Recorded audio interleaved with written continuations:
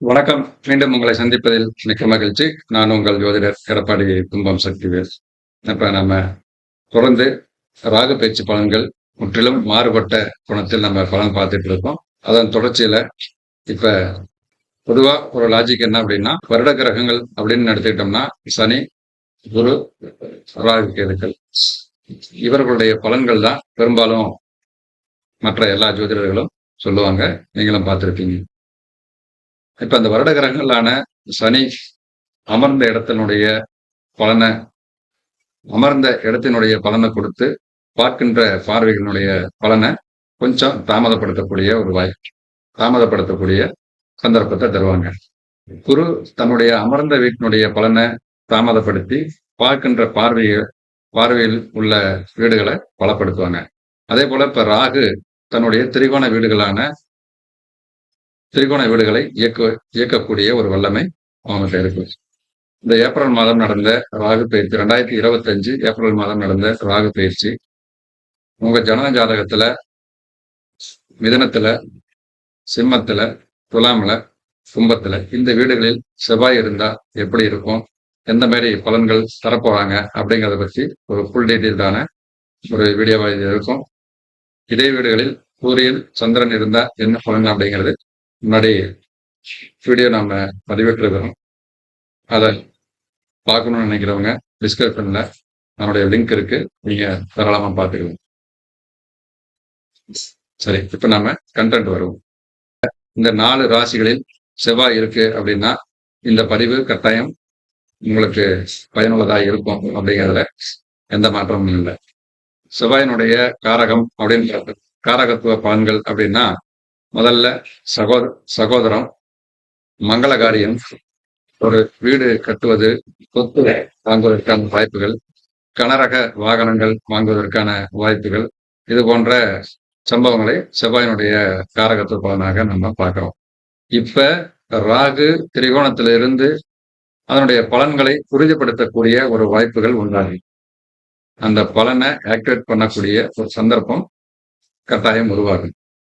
இப்ப சின்ன வயசா இருக்கு அப்படின்னா உங்க குழந்தைங்க ஜாதகத்துல இந்த இடத்துல செவ்வாய் இருக்கு, ஒரே பையன் தான் இருக்கான், இல்ல ஒரே பொண்ணு தான் பிறந்திருக்கு அப்படின்னா கட்டாயம் சகோதரன் உருவாகிறதுக்கான ஒரு வாய்ப்புகளை இது இந்த காலகட்டம் உண்டாகும். இதுவரை நாம வீடு கட்டவே இல்லை, வீடு கட்டக்கூடிய ஒரு வாய்ப்புகள் உருவாகுமா அப்படின்னு காத்துட்டு இருந்தவங்களுக்கு ஒரு வீடு கட்டுவதற்கான ஒரு வாய்ப்புகள் அல்லது ஒரு சொத்து வீடு கட்டுவதற்கு தேவையான ஒரு நிலம் வாங்கக்கூடிய ஒரு வாய்ப்புகள் இந்த காலகட்டம் கிடைக்கும். அதற்காக காத்துட்டு இருந்தீங்க அப்படின்னா தாராளமா சொத்து வாங்கக்கூடிய ஒரு யோகம் உண்டாகும்.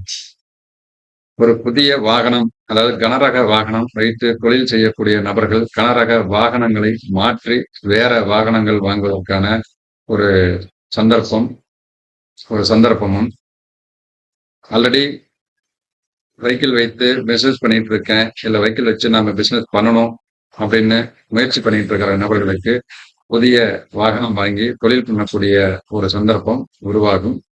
ஒரு டிரைவர் அப்படின்னா இது வரைக்கும் நான் வண்டி டிரைவரா போயிட்டு இருக்கேன், நான் சொந்தமா ஒரு வாகனம் வாங்கி தொழில் பண்ணலாமா அப்படின்னா தாராளமா ட்ரை பண்ணுங்க.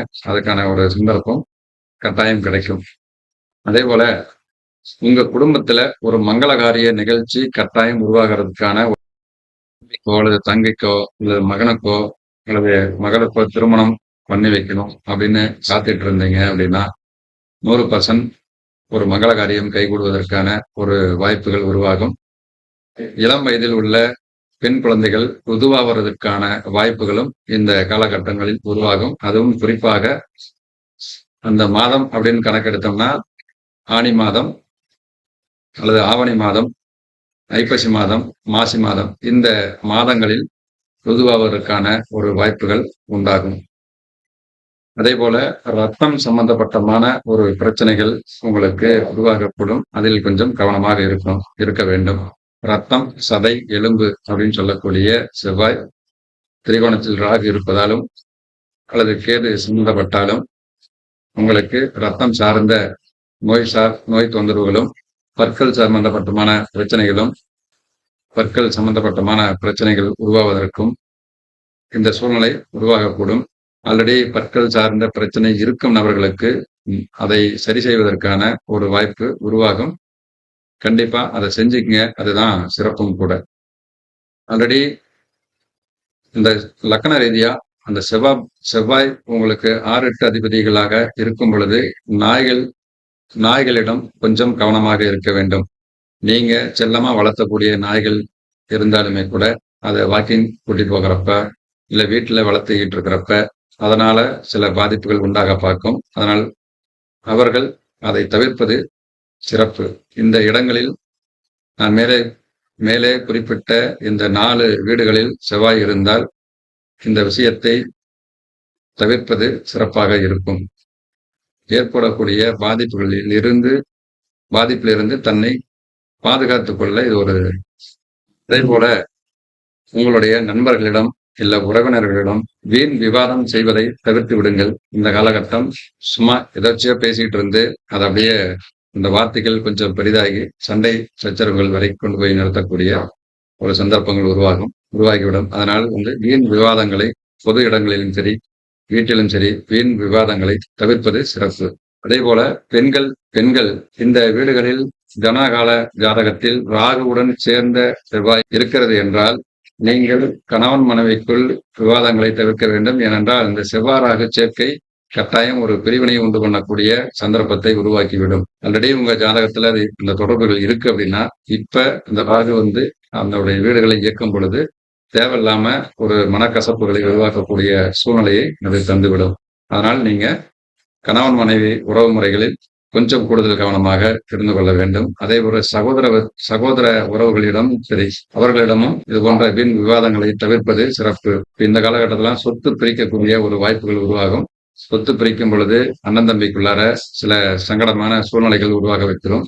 அதே போல மின்சாரம் சார்ந்த ஒரு பொருள்கள் உங்கள் வீட்டில் சேதம் அடைவதற்கான வாய்ப்புகள் உண்டாகும். புதுசா எலக்ட்ரிக்கல் கனெக்ஷன் வாங்கணும் அப்படின்னா 100% வாங்கலாம். இது வரைக்கும் நம்ம டிலே பண்ணிட்டு இருந்த இபி உங்களுக்கு இப்ப சப்போர்ட் பண்ணுவாங்க. புதுசா இபி லைன் வாங்குறதுக்கான வாய்ப்பு உண்டு.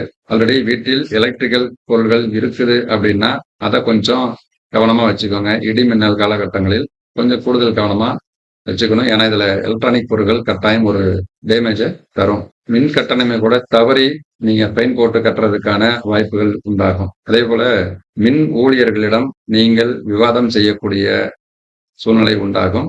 அதை தவிர்ப்பது சிறப்பு.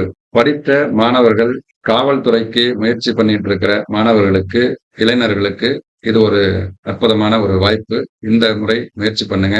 காவல்துறை பணியில் சேர்வதற்கான வாய்ப்பும், இராணுவம் போன்ற சீருடை பணியில் சேர்வதற்கான ஒரு வாய்ப்புகளும் உருவாகும். இந்த முறை ராகுக்கு திரிகோணத்தில் ராகு உங்களுடைய ஜனகால செவ்வாயை இயக்கும் பொழுது ரத்த தானம் செய்வது சிறப்பாக இருக்கும். சிறப்பான ஒரு பரிகாரமாக இருக்கும்.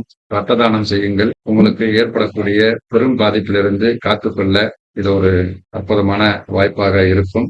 உடல் உபாதைகள் இருந்தும் தவிர்ப்பதற்கான ஒரு சந்தர்ப்பமாக இருக்கும்.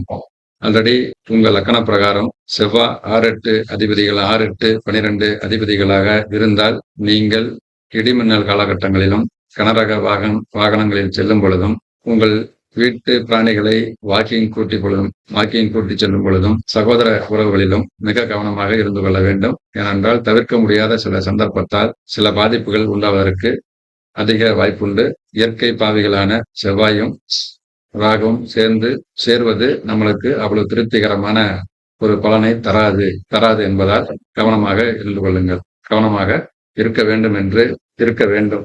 இதனுடைய தாக்கங்களிலிருந்து குறைத்துக் கொள்ள, ஏற்படும் பாதிப்பிலிருந்து தன்னை காத்துக்கொள்ள தெய்வ வழிபாடு அப்படின்னு பார்த்தா, காளியம்மன், துர்க்கை, ஆஞ்சநேயர், முருகப்பெருமான், ஐயப்பன் இது போன்ற தெய்வ கோவில்களுக்கு சென்று ராகுகால நேரத்தில் ஒரு தீபம் ஏற்றி வழிபடுவது உங்களுடைய வாழ்க்கையில் ஏற்படக்கூடிய சங்கடங்களில் இருந்து காத்துக்கொள்ள ஒரு அற்புதமான வாய்ப்பாக இருக்கும் என்று சொல்லி மீண்டும் ஒரு நல்ல பதிவில் சந்திப்போம்.